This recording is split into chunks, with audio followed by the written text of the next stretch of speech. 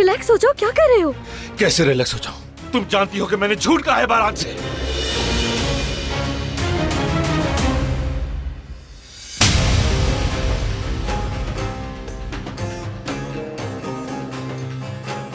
मना है।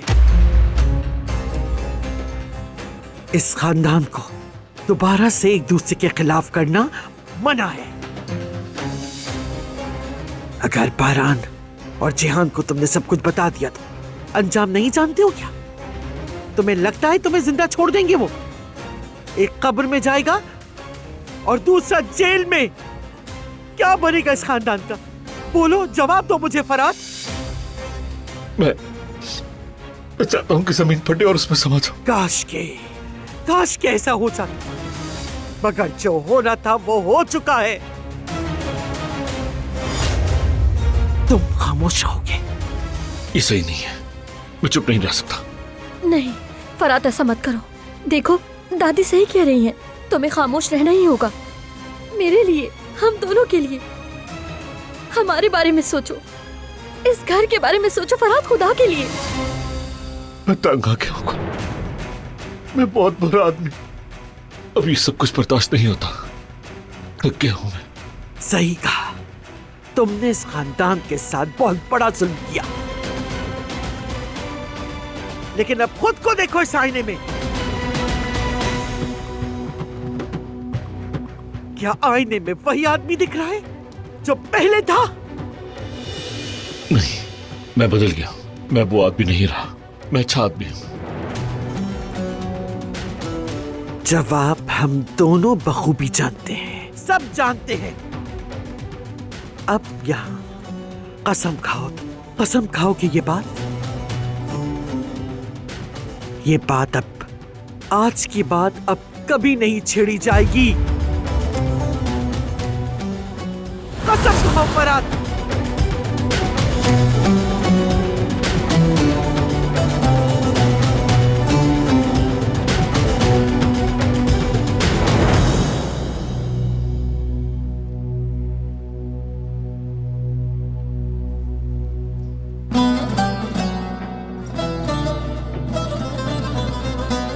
फरात,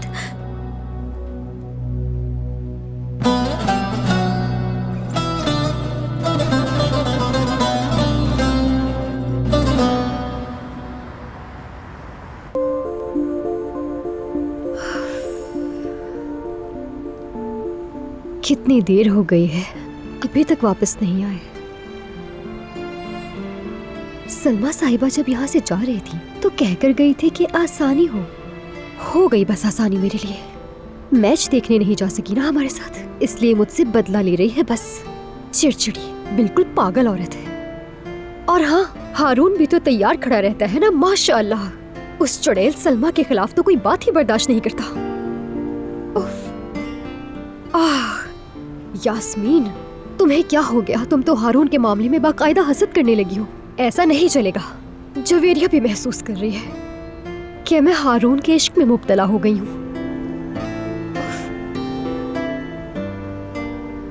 कहीं मैं वाकई इश्क में तो नहीं पड़ गई हूँ? अब क्या करूं मैं? क्या वो भी ऐसा ही महसूस करता होगा जैसा मैं करती हूँ, या फिर सिर्फ मैं ही एक तरफा उसके लिए पागल हो रही हूँ? यास्मीन, हद हो गई। क्या हो गया है तुम्हें? इतना अजीब अजीब सोच रही हो। बस इसी की कमी रह गई थी। उफ, क्या कर दिया मैंने? काम करते हुए दिमाग इधर उधर क्यों लगाती हो तुम? देख लिया, अपने लिए खुद ही मुश्किल खड़ी कर ली है। उफ।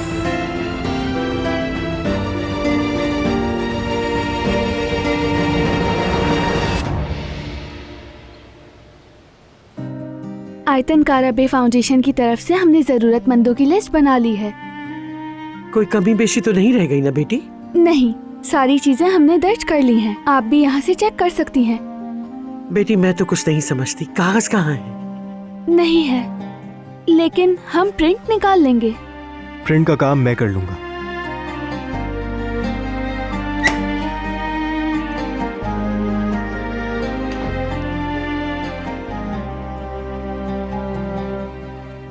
तैयारी कैसे चल रही है? बहुत अच्छी। हम राशन की फहरिस्त देख रहे थे।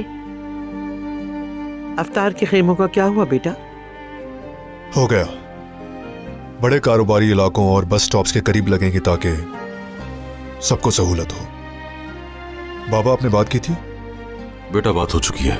अमला, यह सामान, जो भी चाहिए हर चीज का इंतजाम हो रहा है। तो क्या हम साथ में सूप बांटने चलेंगे? हमारी तरफ से मदद हो जाएगी। वाकई ये तो बहुत अच्छा होगा। बस यही रह गया था। बेटी, अपनी हालत का ख्याल करो, वहां तुम्हारा क्या काम?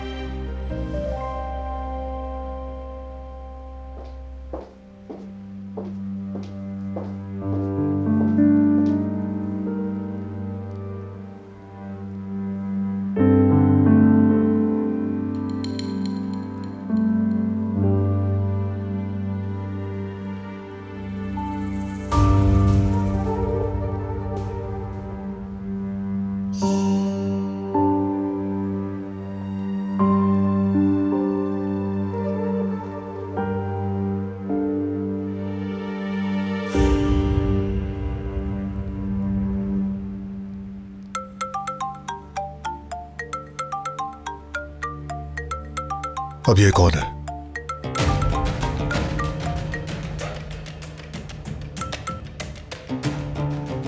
जी फरमाइए। अस्सलाम वालेकुम बारान साहब, मैं जवाहिर का वकील असगर बात कर रहा हूँ। क्या बात है? जवाहिर साहब आपसे फौरन मुलाकात करना चाहते हैं। लेकिन क्यों? ये शख्स मुझसे बार बार मिलना क्यों चाहता है? साफ साफ बताओ, क्या बात है? तफसील का तो मुझे नहीं मालूम, लेकिन वो आपसे आमने सामने बैठकर बात करना चाहते हैं। कहा कि आपको पैगाम दे दूं। ठीक है, तुमने अपना काम कर लिया, रखो। क्या हुआ बेटा? क्या जवाहर फिर मुलाकात करना चाहता है? वो आदमी चाहता क्या है?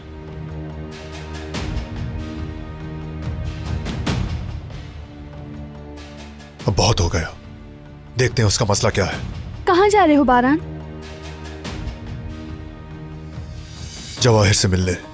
मत जाओ बारान। बेटा, गुस्से में आने वाला हमेशा नुकसान उठाता है, समझ करो। वो तुम्हें भड़काना चाहता है, उसके जाल में मत आना। मैं भी उसे भड़काना जानता हूं। अभी आती हूँ।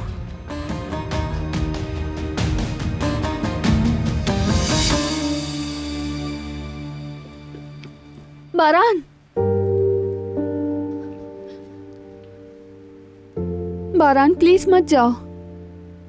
जवाहिर सिर्फ तुम्हें उकसाना चाहता है। वो बेहद खतरनाक इंसान है, तुम्हें फिर नुकसान पहुंचाना चाहता है। फिक्र मत करो, अब नुकसान सिर्फ उसी को होगा, मुझे कुछ नहीं कर सकता। वो हमें तकलीफ देने की कोशिश कर रहा है, क्यों नहीं समझ रहे हो? उसका नाम सुनना भी मेरे लिए अजाब बन गया है। मैं बहुत थक चुकी हूँ। मैं अपनी जिंदगी मजीद इस खौफ में नहीं जी सकती हूँ। मुझे सुकून चाहिए। प्लीज बारान, मत जाओ वहां। अगर मुझसे जरा भी प्यार है तो। ठीक है, फिलहाल नहीं जा रहा, लेकिन सिर्फ अभी के लिए। आ जाओ, अंदर चलते हैं।